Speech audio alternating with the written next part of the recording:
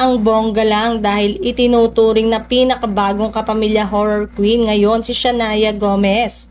Pinag-uusapan nga kasi ang pagbibidahan niya na pelikulang The Gatekeeper ng I1TFC na nangunguna na sa nasabing kapamilya streaming app. Tamang-tama nga ngayong Halloween ang pelikulang ito na bumabalot sa mga kababalagan sa pagitan ng mundong ibabaw at impyerno.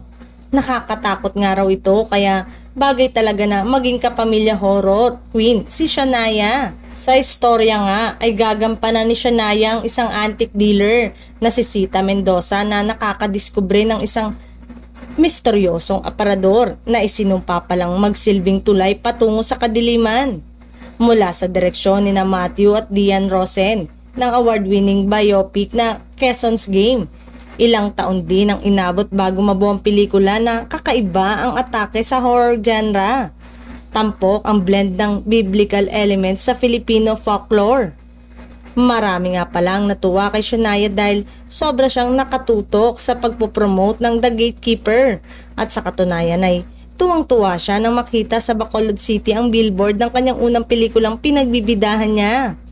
Sabi nga ni Shania, talagang sa Bacolod City pa nga niya nakita ang billboard ng The Gatekeeper. Siya na nga kaya ang papalit sa dating kapamilya actress TV host na si Chris Aquino.